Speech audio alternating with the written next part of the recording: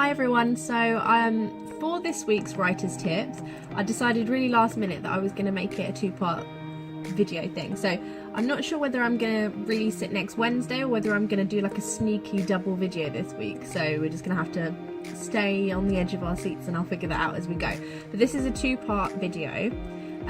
Basically, everyone always asks how they can get clients on Freelancer or Upwork and the sort of freelance websites and things like that.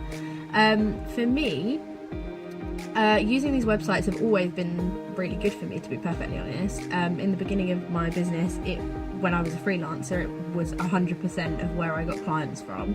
Then it developed it into referrals and things like that. But from the very beginning, I've always gotten all of my clients on there. I'm sort of one of the success stories of using Upwork and things like that. So I'm always keen to give some tips and guidance on how you can also use these sites, because everyone always assumes that they're just there for scams, but it's like, if they were just there for scams, there wouldn't be thousands of people working on them and big name brands using them as well. I've worked with some massive brands through Upwork, things like that. So, you know, don't discredit them just because you're struggling. So here are a few ways that you can do well and be successful on the site. And then the second part of the video, which I think is really important, is how to protect yourself, because a lot of people go on there with a certain element of naivety.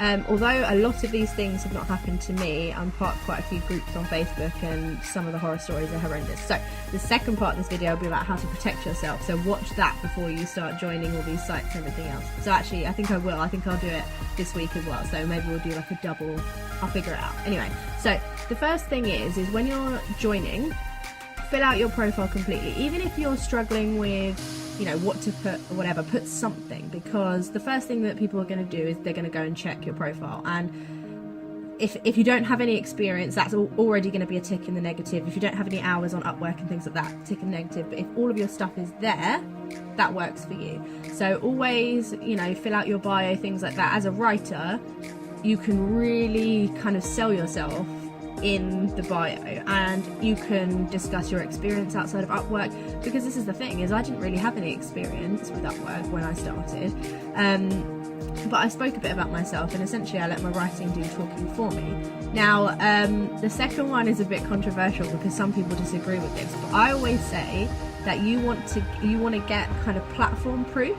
And the way to do that is to take on a job. It just has to be a singular job, and do it amazingly well. So you take like a really low paying job where you have to write a blog post or a blog article, and you might get paid like a single dollar for 1,000 words, but you do that and then you get an amazing review, and you make sure that, you know, you establish beforehand that you'll do it really cheap, but you're going to need a great review. You know, if your writing is rubbish, you may not want to be a writer on one of these platforms, but you know, you do really well, and that worked for me. And I think I did 2 or 3 where I took a really low wage, and then I went and upped my prices, and I started off, and then I was charging whatever I wanted, and it only took a couple of those referrals and those recommendations. It's that platform proof that everyone looks for, and people don't really care if you have 100 hours on Upwork. They just want to make sure that you have some experience, and they're not just hiring anybody who can't actually string a sentence together, like I can't apparently. Anyway, so that is what you want to do. You want to take some like low paying stuff, get some experience on there. It doesn't matter whether you've got 20 years or no years. If you don't have any proof on Upwork or Freelance or things like that, you're just not going to get hired, and unfortunately, you know, people don't trust you. So those are 2. Oh, and also, so here's the thing, for me, using with your profile image, a lot of people say, right, we'll go for professional images and your headshot and things like that.